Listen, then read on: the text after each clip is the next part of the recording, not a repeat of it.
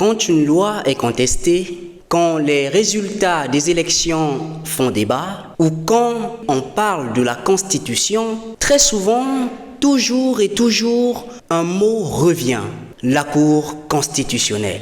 Mais est-ce qu'on connaît vraiment le rôle de cette institution appelée Cour constitutionnelle? Est-ce que la Cour constitutionnelle travaille pour les autorités? Est-ce qu'elle travaille aussi pour les citoyens? Tant des questions qu'on va se poser sans détour dans cet épisode, dans ce numéro, afin de comprendre le rôle et l'importance de la Cour constitutionnelle en République du Congo. Pour traiter de ce sujet particulier, nous recevons ce soir M. Destin Nyanga Kombo, juriste congolais. Restez bien jusqu'à la fin de cette émission car vous trouverez des pépites, le rôle et le fonctionnement de la Cour constitutionnelle. On est parti. Alors, bonsoir Monsieur Destin Nyanga Kombo et bienvenue à vous, comme d'habitude, sur ce plateau. Bonsoir Monsieur Herman, c'est toujours un plaisir d'être ici parmi vous. C'est autant pour moi une volupté de vous recevoir sur ce plateau ce soir. Alors, nous parlons de la Cour constitutionnelle, son rôle, son fonctionnement et sa composition. D'abord, c'est quoi la Cour constitutionnelle? Est-ce que vous pouvez nous dire c'est quoi une Cour constitutionnelle? Effectivement, la Cour constitutionnelle est un organe. C'est un organe constitutionnel qui a été établi dans la Constitution congolaise du 25 octobre 2015, au niveau du titre 8, en son article 175, qui dit ceci, c'est que la Cour constitutionnelle est la plus haute juridiction en matière constitutionnelle. Quand vous parlez de juridiction, vous faites allusion à quoi? La justice, un tribunal ou bien c'est une institution comme le Parlement par exemple? Effectivement, la Cour constitutionnelle est un organe de justice déjà, donc un organe judiciaire. Sauf qu'à la différence des tribunaux ou des cours, la Cour constitutionnelle a une forme beaucoup plus institutionnelle, c'est-à-dire que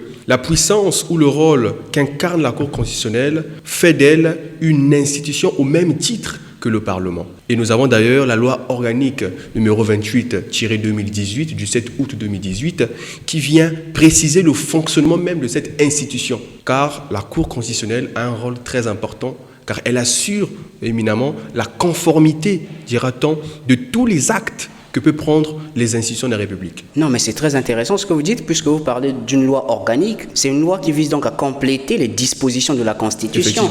D'autant plus que vous avez cité, je crois, l'article 178, c'est ça? De la 175, oui, de la Constitution congolaise. Un peu plus bas, je crois qu'il est écrit que la Constitution renvoie à une loi organique qui va gérer le fonctionnement, la composition de cette Cour constitutionnelle. Ça montre que la Cour constitutionnelle est une juridiction à part entière, comme vous l'avez dit, qui a un statut plus ou moins égal au Parlement dans le cadre des institutions. Parce que je n'ai pas trouvé, en tout cas en ma connaissance, dans la Constitution de 2015, un texte ou une disposition renvoyant à une quelconque juridiction, par exemple un tribunal civil, une cour d'appel. Non, on n'a pas une disposition, mais en matière de cour constitutionnelle, on retrouve cette précision. C'est très intéressant.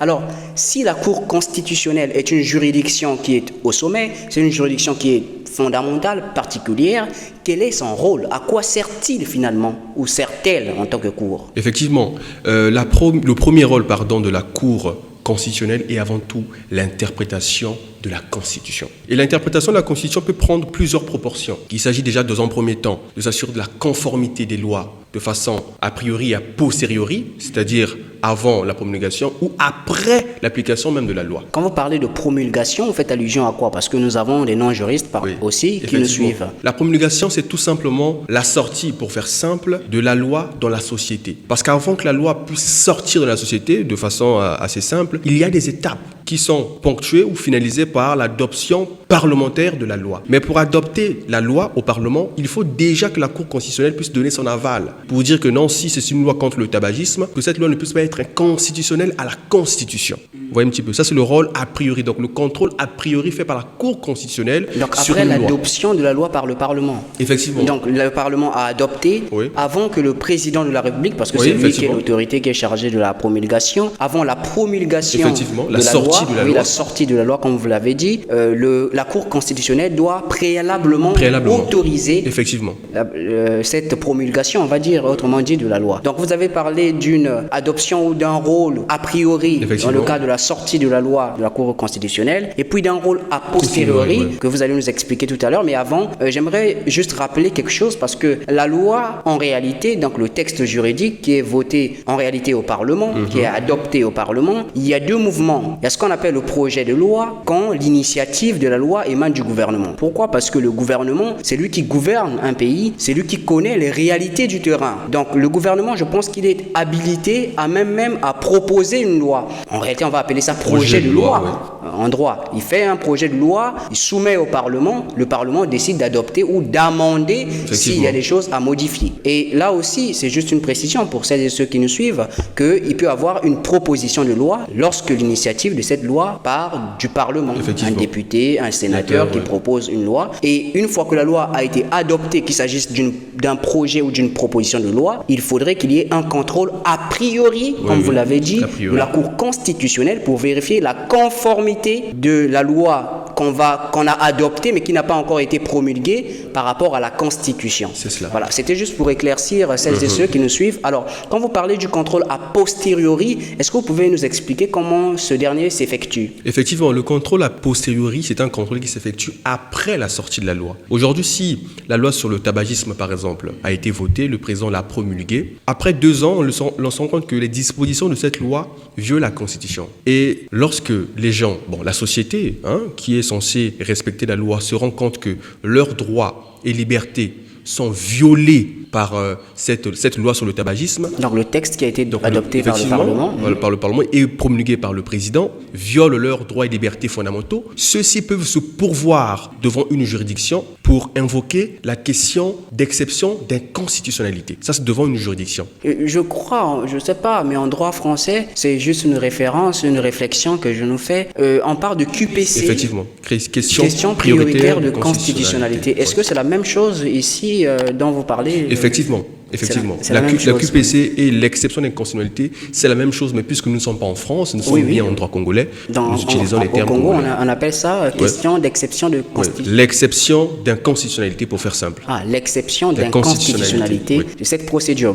Je pense qu'on va la développer, cette notion, un peu plus tard, au cours de cette émission, toujours. Et l'exception d'inconstitutionnalité se fait devant une juridiction, voyez-vous. Donc, si dans un procès, vous avez été lésé, c'est-à-dire qu'il y a une disposition de l'article ou d'une loi qui, selon vous, biaise vos droits et libertés fondamentaux, vous pouvez soulever l'exception d'inconstitutionnalité. Maintenant, ça c'est juste le premier cas. L'autre cas, c'est la saisine automatiquement de la Cour constitutionnelle le fait de saisir la Cour constitutionnelle, automatiquement la Cour constitutionnelle, d'introduire une demande devant la Cour constitutionnelle. C'est même ça, une demande qui est motivée. Donc vous imaginez par exemple si la loi Mouebara, exemple, pour un homme, s'il se rend compte que la loi Mouebara biaise ses droits et libertés fondamentaux, ils peuvent aller devant la Cour constitutionnelle avec une demande motivée et effectivement avec les motivations, motivé, dire que non, il y a telle disposition de la loi Mouebara qui n'est pas, selon lui, conforme à la Constitution. Là, si la demande elle est actée, parce qu'il y a d'abord la recevabilité, donc le dossier doit aussi être recevable. Donc, si monsieur ne respecte pas les demandes, c'est-à-dire que sur le dossier, on ne pourra pas recevoir son dossier, donc le dossier ne pourra pas aller en instruction, puis débat et puis délibération de la décision. Ok, je vois, c'est une procédure assez complexe, mais on y reviendra parce que c'est prévu dans mon questionnaire. J'ai des questions comme ça, mais je sais à quel moment je vais poser ces questions-là, compte tenu de la procédure devant la Cour constitutionnelle. Et là, vous pouvez revenir et puis aller un peu plus en profondeur. Alors, vous avez parlé d'un citoyen qui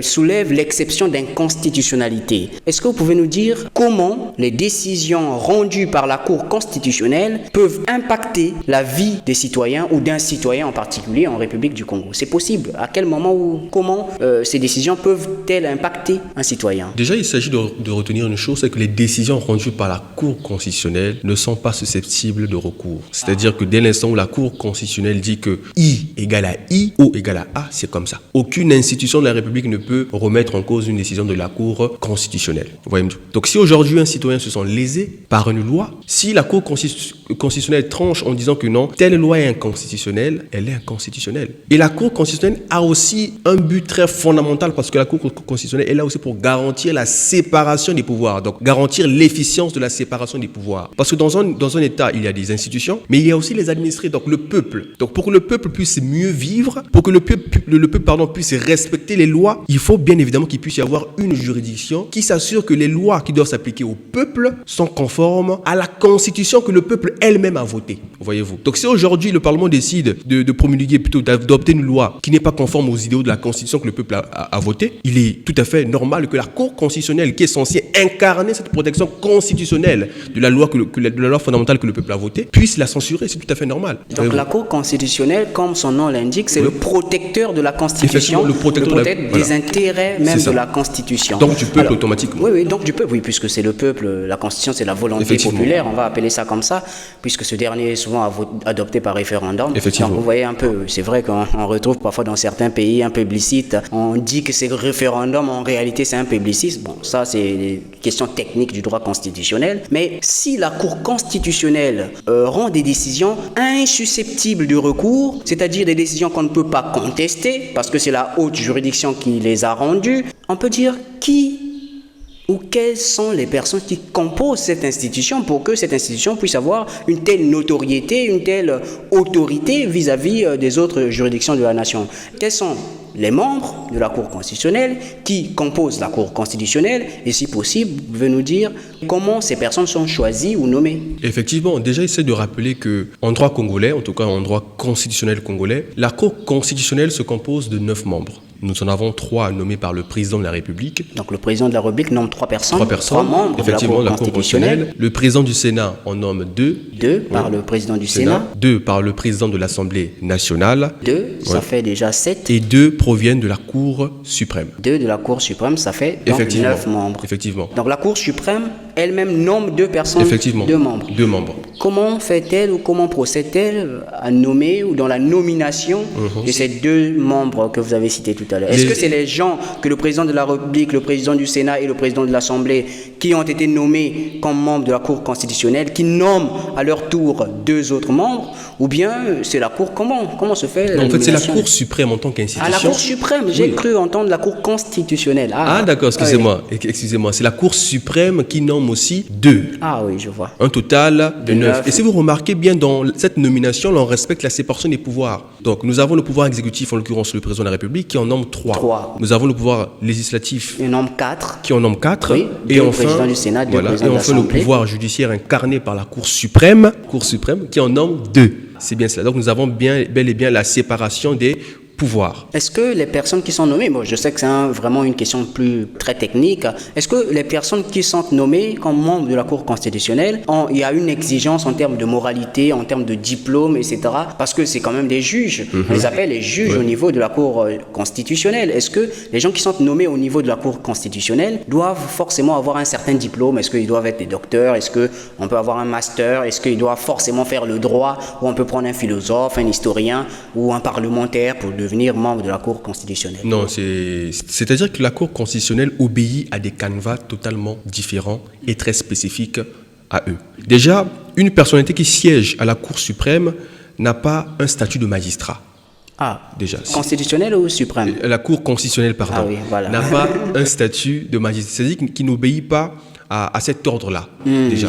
Ah oui, donc il ne fait pas de formation de magistrature. Il peut être magistrat, mais arrivé à la Cour constitutionnelle, il perd ce précaré. Bon, en tout cas, suspension momentanée. Jusqu'à ce que son mandat va terminer. Jusqu'à ce que son mandat soit terminé. Maintenant, les personnalités qui font partie de la Cour constitutionnelle, c'est-à-dire les membres qui font partie de la Cour constitutionnelle, doivent forcément avoir une formation en droit. Et si possible, une grande affinité en droit constitutionnel, voyez-vous. Parce qu'aujourd'hui, quand une affaire arrive au niveau de la Cour suprême, il ne peut pas forcément avoir des personnes qui font juste le droit constitutionnel, le droit civil. Non, en fait, il y a une multiplicité. Parce que, mis à part la conformité en matière de loi ordinaire ou nationale, la Cour constitutionnelle congolaise a aussi le droit de vérifier la conformité des traités et conventions internationales. Donc, si au sein de la Cour constitutionnelle, il n'y a pas de juge capable d'interpréter, voyez-vous, un traité international, il y a vraiment, alors là, il y aura un vrai problème. Donc, il y a tellement de sujets qui peuvent arriver devant la Cour constitutionnelle que les juges doivent forcément avoir des assises en droit, si possible en droit cons, mais il y a aussi certains juges qu'on peut choisir, voyez-vous, de par leur technicité. Ils peuvent être forcément en droit, mais ils ont aussi une influence avec l'économie, par exemple. Oui, je vois. Voyez-vous, parce droit pénal, l'économie. Effectivement, le numérique aussi, voilà. Donc, de nos jours, les juges de la Cour constitutionnelle tendent forcément à être, de nature transversale. Oui, mais c'est un peu compliqué puisque vous nous avez fait comprendre, en réalité, quand on devient juge à la Cour constitutionnelle, on n'est pas magistrat. Et donc, l'appellation, je pense, juge est excessif. Parce que en droit, on sait, dans l'histoire, la magistrature est composée de 2 corps distincts, les juges, donc les magistrats du siège, et on va dire les procureurs, donc les magistrats du parquet. Puisqu'ils ne font partie ni de la première partie ou la première catégorie, donc les juges, donc les magistrats du siège, ni de la seconde catégorie, donc les magistrats debout. Donc c'est un peu difficile de dire que effectivement, ce sont les juges. Ce sont les juges. Bon, je pense que c'est un peu une appellation un peu exagérée. Ouais, elle est très coutumière. Oui, très exagérée. Bon, peut-être c'est à cause des habits qu'ils mettent, parce que c'est la cour, donc il faudrait que... Mais ce sont des membres. Oui, ce sont des membres. Parce que dans la nomination, on parle de membres. Effectivement. On ne parle pas de juges, de la cour constitutionnelle, etc. Mais c'est très important, toutes ces précisions. Alors, vous avez dit que dans leur nomination, parce qu'ils sont nommés, ils ne sont pas élus, il y a une grande différence à ce niveau, puisqu'ils sont nommés, leur nomination, vous avez dit, répond ou suit le canevas tracé par le principe de la séparation des pouvoirs. Le président du Sénat en nomme 2, le président de l'Assemblée nationale en nomme 2, les 2, Assemblée nationale plus Sénat, forment le Parlement, donc ça fait 4 membres pour le Parlement. Le président de la République qui représente l'exécutif ici nomme 3 personnes. 3 membres, et nous avons la justice qui est représentée par la plus haute juridiction, la Cour suprême, qui en nomme 2. Donc il y a séparation de pouvoir. Est-ce qu'on peut dire que ce fait de choisir ou de nommer, on va dire, les membres de la Cour constitutionnelle de cette façon entraîne une conséquence qui voudrait que ces juges ou ces membres de la Cour constitutionnelle soient indépendants et impartiaux? Effectivement, déjà, ici de rappeler que ceux qui nomment déjà les membres de la Cour constitutionnelle ont mandat du peuple. Voyez-vous, que ce soit le président de la République, que ce soit le Parlement ou encore la Cour suprême, ils ont mandat du peuple. Donc même si ce sont ces personnalités qui nomment les membres de la Cour constitutionnelle, dès l'instant qu'ils prennent leur mandat au niveau de la Cour suprême, donc je rappelle que c'est un mandat de 4 ans renouvelable 2 fois, voilà, ils n'agissent plus au nom de ces personnes qui les ont nommées, mais bien au nom du peuple. Ce n'est pas parce que le président Sassou Nguesso a nommé le président de la Cour suprême que celui-ci est redevable devant lui. Non. Ce n'est pas Denis Sassou Nguesso qui l'a nommé, non. C'est le président de la République du Congo qui l'a nommé à ce poste. Oui. Parce qu'il s'agit de faire une distinction. Donc une distinction entre M. Denis Sassou Nguesso et l'institution de la présidence de la République du Congo. Le président de la République, M. Denis Sassou Nguesso. Effectivement. Il faut distinguer la personne et l'institution. Même si la personne incarne l'institution, mais c'est juste pendant le mandat. Et la personne prend corps dans l'institution, voyez-vous. Il n'y a plus réellement de dissociation. Raison pour laquelle une autorité, en tout cas quand il incarne une institution, se doit d'être réellement neutre et impartial. Et c'est ce qui se passe dans le cas échéant. Donc, en l'espèce aujourd'hui, le président de la Cour constitutionnelle, c'est M. Auguste Iloki. Donc, celui-ci, quand il prend une décision, ce n'est pas M. Auguste Iloki qui prend la décision. Non, c'est le président de la Cour constitutionnelle qui a pris la décision. Donc, la Cour constitutionnelle a pris la décision. Ça rejoint un peu une théorie développée par Maurice Oriou quand il parlait de l'État. Oui, il disait que l'État, en réalité, est un pouvoir institutionnalisé, est un pouvoir placé dans des institutions. Et il faut distinguer la fonction du fonctionnaire. C'est cela. La fonction de la personne qui exerce la fonction. J'exerce une fonction, par exemple, de député. Monsieur Mbika Herman est député. Monsieur Mbika Herman exerce la fonction de député. Une fois que je quitte la fonction, je n'emmène pas avec moi la fonction et le pouvoir y afférent. Non. C'est cela. Je quitte la fonction, je redeviens monsieur Mbika Herman sans pouvoir, simple citoyen. Celui qui va remplacer à la fonction acquiert ou va acquérir les mêmes pouvoirs que j'avais parce que ce sont des pouvoirs de la fonction. C'est pas des pouvoirs qu'une personne en elle-même a. Donc je pense qu'il faudrait faire ce distinguo et c'est très très important pour que les gens puissent savoir. Et il y a une question qui me vient à l'esprit. Quel est le rôle que joue finalement la Cour constitutionnelle dans des élections présidentielles, législatives ou au cours d'un référendum même? Effectivement, et je pense que vous le savez très bien que nous sommes à l'orée de grandes échéances électorales.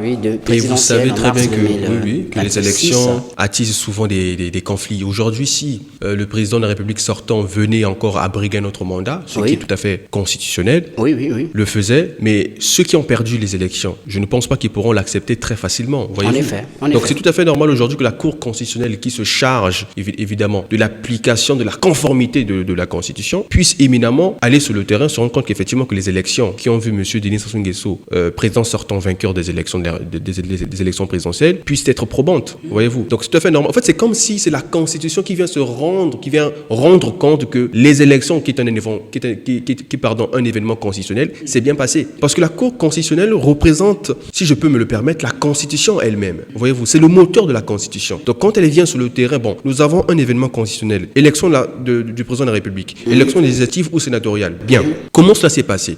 Elle vient se rendre compte. Oui, le canevas a été suivi. Oui, le monsieur a été voté conformément. D'accord? Donc, tout à fait normal. On valide la décision. On valide la décision. Et maintenant, quand c'est comme ça, oui, quand vous avez dit, c'est insusceptible de recours. C'est cela. Maintenant, si un opposant vient pour dire non, mais nous pensons que non, l'élection a été biaisée, bien, déposez une requête, on va la traiter. Voyez-vous. Maintenant, si votre requête n'est pas recevable, après instruction, nous vous le disons très clairement que ce n'est pas recevable parce que la Constitution a été respectée, donc il n'y a plus rien. Ok, merci pour toutes ces précisions parce que ça permet d'enlever certaines ambiguïtés, oui. Certaines difficultés que parfois les gens quand ont des stéréotypes dans leur esprit. Il faudrait casser ces stéréotypes et dire ce que le droit dit. Effectivement, être cartésien. Oui, être cartésien, c'est une logique que nous suivons, donc il faudrait expliquer tout ça. Alors, il y a une question qui me vient à l'esprit. Alors, est-ce que la Cour constitutionnelle peut annuler une décision d'une autorité publique ou une loi? Si oui, dans quelles conditions? Parce que vous avez dit que la Cour constitutionnelle exerce un contrôle a priori et a posteriori. Oui, mais dans quelles conditions, si oui, la Cour constitutionnelle peut annuler une décision d'une autorité publique ou une loi? Effectivement, déjà, il s'agit de faire un distinguo. La Cour constitutionnelle se charge de la conformité des lois et des traités internationaux, voyez-vous. Mais quand il s'agit d'actes administratifs... Oui, comme j'ai dit, décision d'autorité publique. Oui. Il s'agit ici déjà de voir la teneur de l'acte, premièrement. Parce que si l'acte n'a pas un caractère constitutionnel, que ne biaise pas une notion constitutionnelle, la Cour ne va pas y statuer. Ce sera au juge. Et là, on parle maintenant de contrôle de légalité. Voyez-vous. Parce que si aujourd'hui, l'arrêté, on va prendre l'exemple de l'arrêté du ministre du Commerce, qui a interdit récemment la vente de machettes, oui, voyez-vous, est contraire, dira-t-on, à une loi, par exemple la liberté de commercer, oui. Voyez-vous, ce ne sera pas la Cour constitutionnelle de statuer sur cet arrêté-là, ministériel, non. Ce sera au juge administratif, en faisant un contrôle de légalité, de statuer sur cet acte administratif-là qui vient biaiser des droits et libertés qui sont elles-mêmes, comme qui dirait, emprisonnées ou bien disposées dans une loi. Voyez-vous, votée par le Parlement. Et cette loi elle-même qui a été votée par le Parlement et promulguée par le président de la République a été vérifiée en conformité par qui? Par la Cour constitutionnelle. Voyez-vous.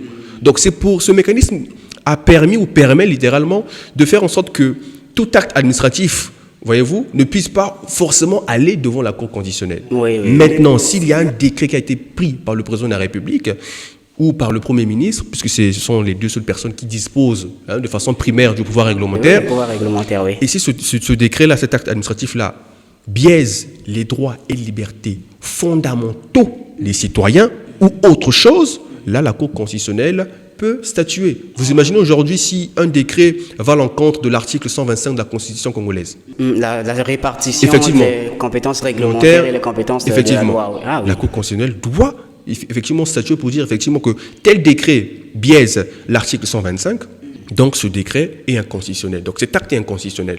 On l'écarte. Mais l'arrêté doit être conforme à quoi? À la loi, plutôt au décret.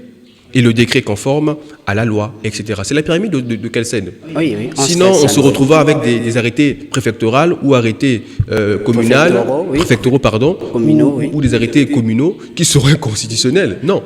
Voyez-vous, donc c'est vraiment la différence qui existe. Non, ça c'est la technique juridique et c'est très intéressant quand vous dites ça. Après, parce que quand vous dites ça, ça rappelle beaucoup de choses. Vous voyez, quand un arrêté, comme vous l'avez dit, donc l'arrêté suivant la pyramide normative de Hans Kelsen que vous avez cité tout à l'heure, le juriste autrichien, il y a les arrêtés sont en bas. C'est-à-dire que l'arrêté et les décrets constituent ce qu'on appelle le règlement. Mais dans ce règlement-là, il y a deux actes. Il y a le décret qui est un peu en haut, l'arrêté se trouve en bas. Donc l'arrêté doit être conforme, puisqu'on dit la norme inférieure doit être conforme à la norme supérieure. Donc l'arrêté doit être conforme au décret, le décret lui-même conforme à la loi, et la loi conforme à la Constitution, ou au traité d'abord et puis à la Constitution. Mais comme on est dans le système national, on va parler de conforme à la Constitution. Alors, mais que peut-il advenir, puisque vous avez dit que lorsqu'on adopte une loi, il y a un contrôle a priori et un contrôle a posteriori. S'il y a un contrôle a posteriori, ça veut dire qu'il peut arriver qu'un contrôle a priori ne soit pas effectué. C'est-à-dire qu'il peut arriver, on n'a pas effectué un contrôle a priori et que la loi qui a été votée, parce que c'était urgent, parce qu'en matière, il y a eu une urgence, la Cour constitutionnelle n'a pas pu statuer sur la loi avant sa promulgation, donc il y a eu publication et promulgation de la loi, ou plutôt l'inverse. Promulgation et puis publication, peu importe, mais ce sont les deux actions qu'il faut mener pour qu'une loi rentre en vigueur. C'est les conditions de l'entrée en vigueur de la loi. Donc il y a promulgation, publication de la loi est déjà en vigueur, mais on se rend compte après, on s'est rendu compte que la loi violait une disposition de la Constitution et puisqu'on était dans une situation d'urgence, il y a un ministre qui a pris un arrêté en se fondant sur cette loi qui, par la suite, est avérée inconstitutionnelle. Dans ce cas de figure, qu'est-ce qu'il faut? Est-ce qu'on doit porter l'acte administratif devant la juridiction, comme vous l'avez dit, devant le tribunal administratif pour déclarer cet acte conforme, puisqu'il est conforme à la loi, on va dire, puisqu'il est conforme à la loi, on fait comment? Est-ce qu'on va faire adapter l'acte pour dire que l'acte est contraire à la Constitution? Vous avez dit que l'arrêté on ne peut pas porter l'arrêté devant un juge constitutionnel. Dans ce cas de figure, qu'est-ce qu'il faut faire? Déjà, dans le cadre de l'a priori et a posteriori, quand la Cour constitutionnelle fait un contrôle a priori, elle le fait sur fond de validité et de conformité. Là, on va rentrer dans la constitutionnalité. La validité, c'est le respect de la procédure, voyez-vous. Alors que la conformité, c'est par rapport à la société maintenant. Et la conformité peut changer à tout moment. La société a une particularité, c'est qu'elle s'adapte. C'est-à-dire qu'elle évolue, pour faire simple. Elle est mutative. Donc, si la validité a été suivie de façon primaire, c'est-à-dire que de façon correcte, la Cour constitutionnelle valide la loi. Donc, on peut la promulguer. Mais maintenant, dans l'application de cette loi, si elle n'est pas conforme désormais à la société, c'est là maintenant que le citoyen doit revenir au niveau de la Cour constitutionnelle à travers une requête, dire que mais monsieur le président de la Cour constitutionnelle ou les membres de la Cour constitutionnelle, telle loi n'est plus conforme à nos réalités sociétales. Et si elle n'est plus conforme à nos réalités sociétales, automatiquement elle n'est plus conforme à la Constitution puisqu'elle viole nos libertés fondamentales. Voyez-vous. Donc c'est pour ainsi dire que toute loi aujourd'hui, donc toute loi qui a été votée aujourd'hui, peut être inconstitutionnelle dans 5, 10, voire 20 ans. Voyez-vous. Et ce qui est bien avec la Constitution, c'est que la Constitution émet des dispositions d'ordre général et assez intemporel, qu'on peut loger. Vous imaginez, on va prendre un exemple très simple, c'est au niveau du vol. On dit très bien que le vol, c'est la soustraction frauduleuse de la chose d'autrui. Mais vous voyez très bien que cette définition de soustraction frauduleuse, jusqu'à présent, est toujours en vigueur. Pourquoi? Parce que ce soit un vol qui se fait sur Internet ou autre part, c'est une soustraction frauduleuse. Et c'est pareil aussi. Si une loi aujourd'hui nous demande je ne sais pas quel exemple je vais prendre, nous demande de faire X, aujourd'hui X c'est permis. Mais prochainement, ça peut être X, c'est maintenant Y. Donc c'est comme ça que ça se passe. Il s'agit réellement de parler de validité et de conformité. Vous savez, quand j'ai pris cet exemple, quand j'ai dit qu'un arrêté, qui est pris sur le fondement d'une loi qui elle-même est inconstitutionnelle, parce que ça arrive, il y a une théorie qu'on appelle la théorie de la loi écran. J'ai voulu en réalité derrière la loi Nicolou, vous parliez de la loi écran, parce que j'ai pas voulu sortir expression arrêt écran parce que la loi écran, parce qu'on n'est pas suivi que par des juristes. Pour un juriste, celui qui a fait bien son droit administratif, il connaît c'est quoi la loi écran. Mais dans ce cas de figure, si un ministre a pris un arrêté sur le fondement d'une loi qui est inconstitutionnelle elle-même, que peut-il advenir? Là, vous nous avez expliqué comment éviter, qu'est-ce qui fait qu'une loi, en réalité, ne soit pas inconstitutionnelle a priori. Oui, effectivement. Et là, vous avez dit, écoutez, ça peut devenir inconstitutionnel a posteriori, et c'est ce qui arrive souvent. Oui. Maintenant, moi, je dis ici, dans le cas, peu importe que ce soit dans le cas de l'inconstitutionnalité a priori ou a posteriori, mais si un acte administratif a été pris sous le fondement de cette loi déclarée inconstitutionnelle, a priori ou a posteriori, qu'est-ce qui peut se passer en réalité? Est-ce qu'il faut déclarer l'inconstitutionnalité ou l'illégalité d'abord de l'acte? Mais l'acte n'est pas illégal puisque l'arrêté se base sur la loi. La loi, donc l'arrêté est conforme à la loi, donc il y a l'égalité, normalement c'est légal en réalité, mais la loi est inconstitutionnelle. Dans ce cas de figure, est-ce qu'on va se baser sur l'arrêté? On va d'abord enlever l'arrêté ou bien on va enlever la loi ou bien qu'est-ce qui peut se passer finalement? Ici déjà il s'agit de reconnaître une chose, on va être relatif, c'est que l'acte administratif se tient. voyez-vous. Parce qu'avant d'être conforme à la loi, l'acte administratif doit d'abord aussi être conforme à la Constitution, voyez-vous.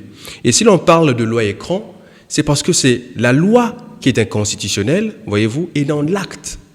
Parce qu'aujourd'hui, je vais vous dire une chose, c'est que les juristes, pour la plupart, pensent que la pyramide de Kelsen, elle est immuable, voyez-vous. Parce que l'arrêté doit être conforme au décret, le décret, la loi, etc. Non. Mais ce qu'on oublie, c'est que tous ces actes-là, au final, doivent être conformes à quoi? À la Constitution, qui est le sommet de la pyramide. Donc, si aujourd'hui, un décret qui a été pris sous le principe d'une loi qui est inconstitutionnelle, mais si le décret n'est pas inconstitutionnel, pourquoi l'enlever? Pour rien. Raison pour laquelle on parle de théorie de loi écran. Et c'est même la reine Nicolo qui en parle. C'est la loi qui est écran, qui fait écran. Mais cette loi, elle est inconstitutionnelle. OK. Mais on peut la radier. Mais le traité, plutôt le décret, lui, n'est pas inconstitutionnel. Donc, il ne viole pas forcément le principe de l'égalité. Voyez-vous? Donc, automatiquement, le décret restera toujours en vigueur. Donc, le décret restera en vigueur, mais la loi, on peut la dénoncer. Oui, la loi, on peut la dénoncer, effectivement. Alors, j'ai une question, je pense être intéressante. Vous avez commencé un peu à donner la réponse dessus, mais vous n'étiez pas très clair. Qui peut saisir ou qui a l'autorité de saisir la Cour constitutionnelle? Vous avez parlé de la procédure d'exception de constitutionnalité, procédure par laquelle un simple citoyen peut saisir la Cour constitutionnelle, mais qui autre que le citoyen, est-ce que le citoyen peut, essayez un peu d'expliquer, qui autre que le citoyen peut saisir la Cour constitutionnelle? Eh bien, mis à part le citoyen qui peut saisir la Cour constitutionnelle... De manière exceptionnelle. Hein, de manière exceptionnelle et normale aussi, ça il faut quand même aussi le clarifier, parce que l'exception d'inconstitutionnalité, c'est devant une juridiction. Oui, effectivement. Durant un procès, si une loi vous biaise, vous soulevez l'exception d'inconstitutionnalité. Pour sursoir, effectivement, voilà. Pour sursoir que le juge ne statue sur cette affaire en se basant sur la loi qui est inconstitutionnelle, pour faire un recours d'abord au niveau de la Cour constitutionnelle, avant que le juge ne se prononce. Ah oui, je comprends. Oui, dans quelle logique vous parlez de cette exception. Et nous avons l'autre méthode, c'est qu'il n'y a pas d'exception d'inconstitutionnalité, mais la personne se rend compte que telle loi n'est plus d'actualité et que cette loi viole forcément la Constitution, elle se pourvoit au niveau de la Cour constitutionnelle directement avec la saisine, donc une requête qui sera ensuite validée, et puis il y aura une procédure d'instruction, après la Cour va délibérer. D'accord, merci. Et à côté du citoyen que vous avez cité, avec effectivement, à côté du citoyen, nous avons le président de la République qui peut saisir la Cour constitutionnelle. Nous avons le Parlement, donc le président du Parlement, le président du Sénat, plutôt le président de l'Assemblée nationale, le président du Sénat, et nous avons aussi le Premier ministre. Mais mis à part cela, toute personne, bon, ça c'est les personnes lambda, donc les citoyens, mais nous avons aussi les présidents des institutions qui peuvent aussi saisir la Cour constitutionnelle de plein droit. Ah, d'accord, merci. Quand vous dites ça, c'est très intéressant. Moi, je fais un parallèle, en tout cas, avec le droit français, parce que notre droit tire un peu ses origines du droit français. Là-bas, en France, je crois, il y a une association de 70 députés. Il faudrait que 70 députés se réunissent pour aller saisir la Cour constitutionnelle et pour qu'il soit recevable devant cette juridiction. Est-ce qu'au Congo aussi, il y a cette possibilité pour les députés de se réunir et puis aller saisir la Cour constitutionnelle? Nous avons aussi cette possibilité ici au Congo que le tiers des chambres du Parlement puisse... C'est combien? 153, 156 aujourd'hui siègent au Parlement, je crois. Je crois, ils sont une centaine à peu près. Donc nous pouvons peut-être autour de 65, je ne sais pas combien. Oui, je crois. Les élections législatives précédentes, je crois, en matière de députés, je ne parle pas des sénateurs, ils étaient en nombre, je crois, de 153 ou 156 comme ça, parce que j'avais vu le site du Parlement où on avait recensé les députés en fonction de leur circonscription électorale. Et c'est une précision aussi parce que les gens se disent on a finalement combien de députés dans ce pays, donc c'est entre 153 et 156, mais à vérifier, allez-y au site du Parlement, vous allez trouver toutes les informations. Au site, je crois, de l'Assemblée nationale, vous allez trouver toutes ces informations, des informations précises à ce niveau. Donc nous avons un certain nombre de personnages qui peuvent saisir la Cour constitutionnelle, le citoyen, il peut saisir directement. Il y a le président de la République, il y a le président du Sénat, le président de l'Assemblée nationale, les députés, donc un tiers des députés, mais aussi vous avez les présidents d'un certain nombre d'institutions aussi peuvent saisir la Cour constitutionnelle. C'est très important ces précisions parce que là, ça permet de savoir qui peut saisir la Cour constitutionnelle, puisque nous avons besoin des notions pratiques, des faits pratiques pour que nous puissions savoir ce qui se passe et comment procéder pour saisir cette Cour constitutionnelle. Alors, comment se déroule une affaire devant la Cour constitutionnelle? Vous avez dit quelqu'un a saisi, il y a une enquête, et puis voilà, il y a une décision. Mais comment concrètement se déroule une situation devant la Cour constitutionnelle? Une affaire, j'allais dire, pas une situation. Déjà, dans un premier temps, la personne doit d'abord se constituer constituer un dossier. S'il y a une loi pour elle, la personne, qui s'en met un constitutionnel, ou si ce n'est qu'un article, il doit dès lors constituer un dossier dans lequel il va motiver pourquoi telle loi est inconstitutionnelle ou pourquoi tel article est inconstitutionnel. Avec tous les motifs. Parce que ce n'est pas la Cour constitutionnelle de... Non. Vous venez vous motiver pourquoi. Et après, qu'est-ce qui se passe? Le greffe de la Cour constitutionnelle là-bas prendra le dossier et va revoir la procédure. Est-ce que la procédure suivie par le monsieur ou la dame est conforme au règlement de la Cour constitutionnelle, voyez-vous, ou conforme, dira-t-on, à la loi. À la loi organique pour faire simple. Loi organique portant Cour constitutionnelle. Donc, si la procédure est suivie, elle est normale, donc le dossier est recevable. Après, le dossier passe en instruction, c'est-à-dire qu'on instruit maintenant le dossier pour étudier les tenants et aboutissants de l'affaire. Voyez-vous. Et l'exemple palpable que je pourrais prendre en ce sens, c'est même l'arrêt rendu par la Cour constitutionnelle du Bénin sur la légitimité de la nomination d'un Premier ministre dans un régime présidentiel. Voyez-vous.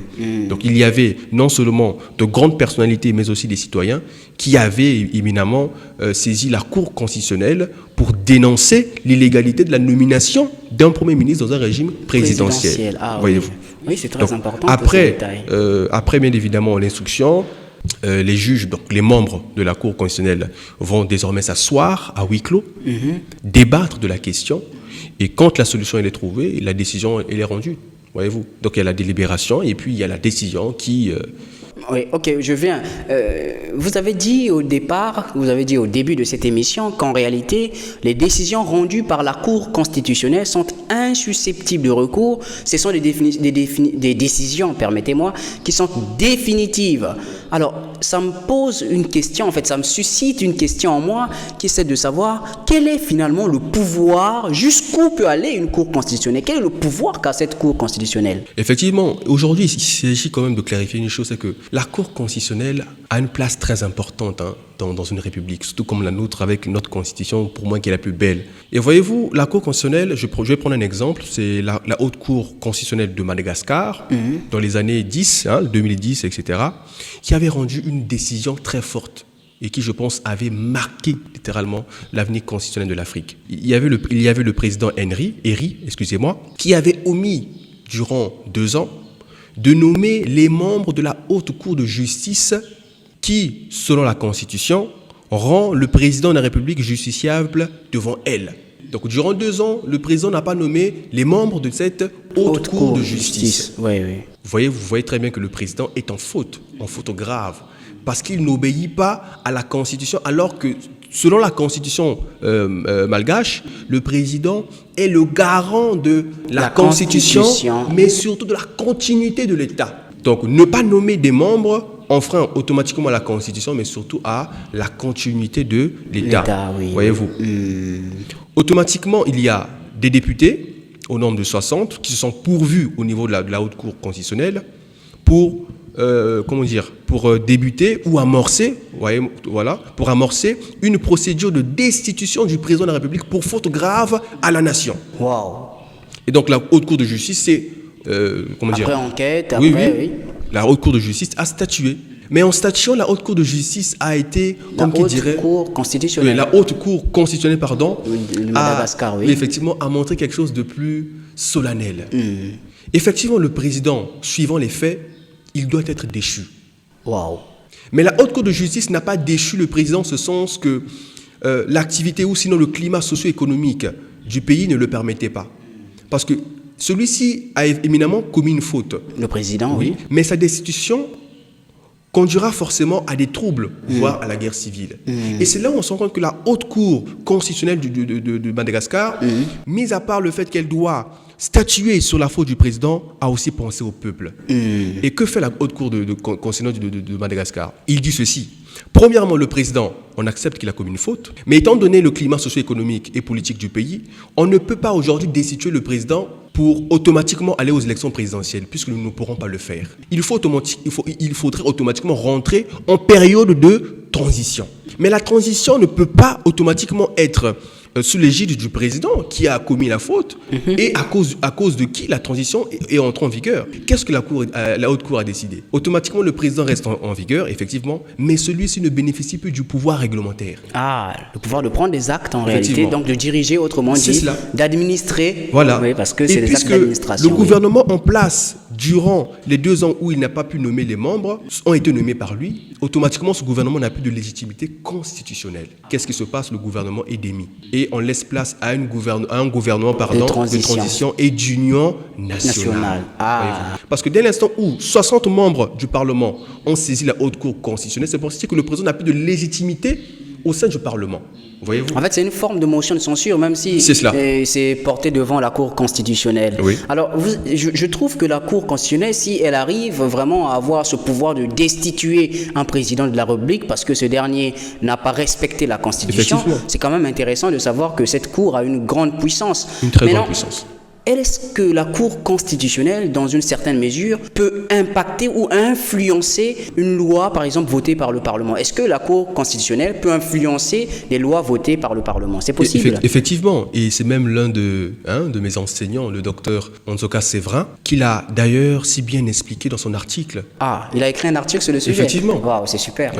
Et l'article s'intitule « Les participations », donc la participation des juridictions constitutionnelles au pouvoir constituant en Afrique. Le pouvoir constituant, donc il qui est chargé de vérifier, d'établir ou de modifier une constitution. C'est même cela. Et dans l'article, il dit ceci. Si la Cour constitutionnelle ici au Congo a le pouvoir, de façon a priori, voyez-vous, d'approuver la conformité d'une loi avant sa promulgation à la Constitution, c'est-à-dire en y adoptant des amendements, parce qu'aujourd'hui, les cours constitutionnels de par le monde ont ce pouvoir. Bon, dans certains pays, il n'y en a pas, ça n'existe pas. Mais il y a certains pays, comme la France d'ailleurs, ou comme le Congo, où la Cour constitutionnelle peut apporter des amendements si certains articles de la loi qui est censée être promulguée violent la Constitution. Ah. Mais dans le cas d'espèce, est-ce que la Cour constitutionnelle n'est pas co-législateur? Oui, parce que l'amendement, normalement,